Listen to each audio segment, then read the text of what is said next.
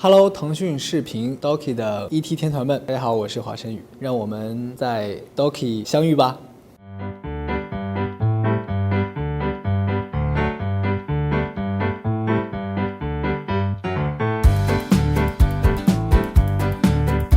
今年鸟巢演唱会会有几首新歌呢？有几首，对，演唱会是一定能听到新歌的，这个我可以保证。有没有这边的大家4年有7月份都干了些什么？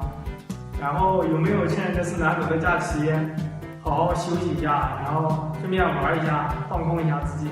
我觉得他好紧张啊，站在那个讲台边上，因为我是闭关嘛，闭关就是说我也就不出门，也不跟外界接触了。对我来说，它其实是一个放松的状态，也是一个在休息的状态，就是生活习惯变得很规律。火星鸟巢演唱会98场秒空售罄，看到大麦开票结果时什么心情？99鸟巢加场也2分多秒空，有想过吗？它很像一个机器人讲出来的话。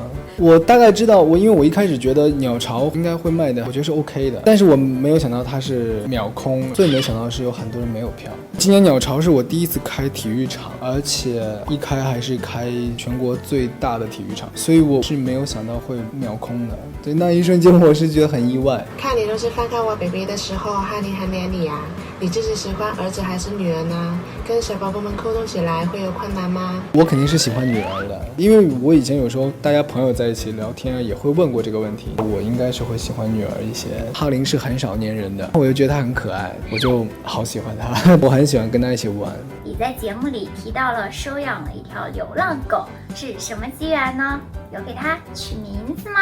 那个狗其实是在一个小区里面遇到的那个流浪狗，当时我跟我的朋友在路边上在讲话，然后那个狗就从我面前走过去，叫它之后它就会很激动的走过来。现在这个狗是养在你家里吗？对啊，在我家。它跟你一起闭关吗？对啊，每天陪着它。它好幸福啊！闭关期间是唯一能见到你的生物啊，对，它应该是唯一能见到我的生物，但它真的很乖，因为我觉得流浪狗和家养从小养的狗可能不太一样，就它很早熟的样子。它一开始身体很差的，最开始的时候，我只要每次一摸它，它就会尿尿，然后我就很奇怪，就是为什么它要尿尿？我去上网查了之后，我才知道，狗如果你一摸它，或者是当它很激动的时候，它就会尿的时候，就证明它一定是个很缺爱的狗。那一瞬间我就很心疼这只狗，所以我当时就决定，这个狗我要给它很多好的东西，对，让它过得很快乐。今年的演唱会，你给 ET 天团准备了什么样的惊喜啊？那你又会为我们伴奏哪一首歌呢？因为我觉得去年我给大家伴奏《广为乞丐》的时候，这么简单的歌竟然都唱错了，然后当时我很嫌弃，所以我觉得吧，今年呢也就不为难大家，还是唱一个慢一点的吧，起码这个是大家能唱的。如果今年唱得好呢，明年挑一个难一点的。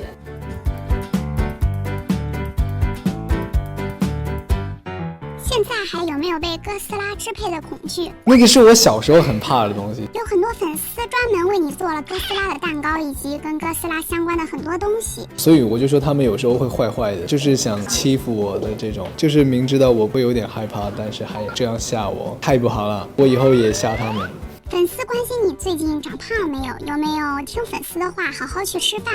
其实有，我这一段时间的生活非常的健康，而且很规律，就是早睡早起的那种，而且吃饭3餐是很正规的。和明日之子的一些选手私下有过联系吗？我去年也是这样，都是等到比完赛之后再留联系方式。在比赛期间，他们需要的是自己来思考自己，而不是去通过一种依赖的方式。现在觉得哪一个选手你最看好，跟你最有共鸣？我赛道的选手其实我都很看好，别的赛道我也有很看好的人，比如说独秀的蔡魏泽、许汉光，我都还蛮喜欢的。我觉得他们都还蛮有独立思考的能力。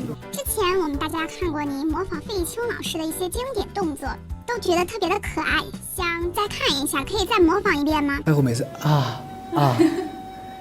对，画画，画画，你今天睡得好吗？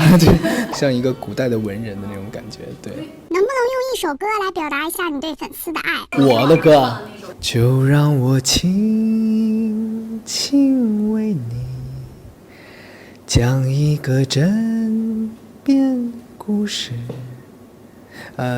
词是今晚月亮也想睡了在你耳边说声晚安。